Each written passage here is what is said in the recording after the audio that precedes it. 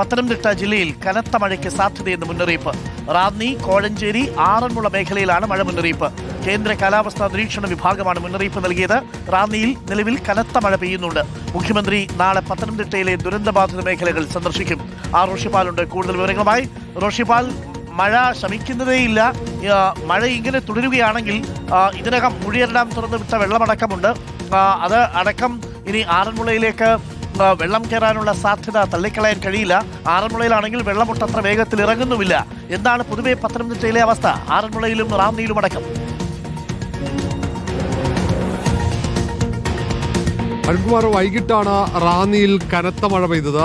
വനമേഖലയിൽ മഴ പെയ്താൽ റാന്നിയിലും മഴ ശക്തമായി ഉണ്ടായാൽ ആറന്മുളയിൽ സ്വാഭാവികമായും ഇനിയും വെള്ളം ഉയരാനുള്ള സാധ്യതയുണ്ട്. അതുകൊണ്ടാണ് പ്രദേശവാസികളുടെ ആശങ്ക. പക്ഷേ 2018 പ്രളയത്തിന് സമാനമായ രീതിയിലൊന്നും വെള്ളം കയറിയിട്ടില്ല എന്നൊരു ആശ്വാസവുമുണ്ട്. ഇപ്പോൾ തന്നെ ഈ മേഖലയിൽ ഒട്ടേറെ വീടുകൾ വെള്ളത്തിനടിയിലാണ്.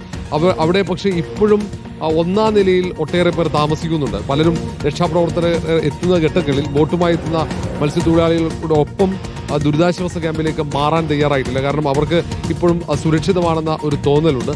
പക്ഷേ ഏതെങ്കിലും ഘട്ടത്തിൽ രാത്രിയൊക്കെ വെള്ളം കുതിച്ചിങ്ങോട്ടേക്ക് ഒഴുകിയെത്തുമ്പോൾ എന്ന ആശങ്ക റവന്യൂ ഉദ്യോഗസ്ഥന്മാർക്കും അതുപോലെ ജനപ്രതിനിധികൾക്കും ഒക്കെ ഉണ്ട്. ഇന്ന് രാവിലെയൊക്കെ MLA അബിൻ വർക്കിയുടെ ക്യാമ്പ് ചെയ്താണ് ആറന്മുള ഈ മേഖലയിലെ വെള്ളം കയറിയ ഭാഗത്തു നിന്നും മത്സ്യത്തൊഴിലാളികളുടെ സഹായത്തോടെ ജനങ്ങളെ ഒഴിപ്പിച്ചത്. അവസാന ഘട്ടത്തിൽ കന്നുകാലികളെ ഉൾപ്പെടെ മാറ്റുന്ന ഒരു സാഹചര്യം ഉണ്ടായിരുന്നു. ഇപ്പോൾ ആറന്മുളയിൽ മഴയില്ല. റാന്നിയിലൊക്കെ വൈകിട്ടും നല്ല മഴയുണ്ടായിരുന്നു. ആറന്മുളയിൽ വൈകിട്ട് കോഴഞ്ചേരി മേഖലയിലൊക്കെ മഴയുണ്ടായെങ്കിലും അതിശക്തമായ രീതിയിൽ കുറച്ച് സമയം പെയ്ത് പിന്നീട് മഴ പിൻവാങ്ങുകയായിരുന്നു. നിലവിൽ മഴ മുന്നറിയിപ്പുണ്ട് ഈ മേഖലയിലാകെ. പത്തനംതിട്ടയിലുണ്ട്, തിരുവല്ലയിലുമൊക്കെ മഴ മുന്നറിയിപ്പുണ്ട്.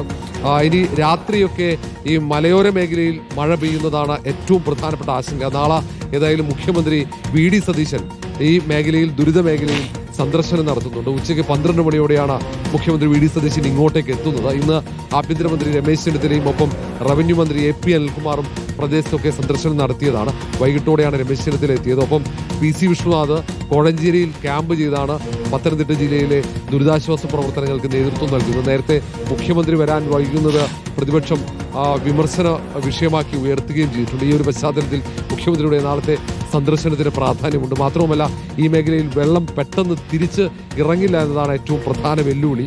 അതുകൊണ്ട് മഴ നിലച്ചാലും ഇനി മലയോര മേഖലയിൽ മഴ നിലച്ചാലും ഇനി വെള്ളം ഇങ്ങോട്ട് ഒഴുകിയെത്തിയില്ലെങ്കിലും ഇവിടെ ഇപ്പോൾ കെട്ടിക്കിടക്കുന്ന വെള്ളം, ആ വെള്ളത്തിനടിയിലുള്ള വീടുകൾ അവിടെ വാസയോഗ്യമാക്കുക അത്ര എളുപ്പമല്ല. ഇതൊക്കെ കഴിഞ്ഞാൽ ഇത് ശുചീകരിച്ച് പഴയ അവസ്ഥയിലാക്കുക എന്നാണ് ഏറ്റവും പ്രധാനപ്പെട്ട ബുദ്ധിമുട്ടും അതാണ്.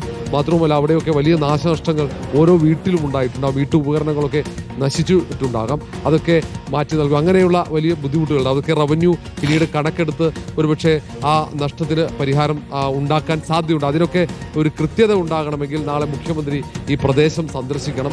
മുഖ്യമന്ത്രി ഇക്കാര്യത്തിൽ എടുക്കുന്ന നിലപാടൊക്കെ നിർണായകമാണ്. ഇപ്പോഴും ആ പ്രദേശത്ത് വെള്ളം ഉയരാനുള്ള സാധ്യത നിലനിൽക്കുന്നു. റോഷിപാലാണ് വിവരങ്ങൾ നൽകിയത്. പത്തനംതിട്ടയിൽ മഴ മുന്നറിയിപ്പാണ് ഇപ്പോഴുമുള്ളത്.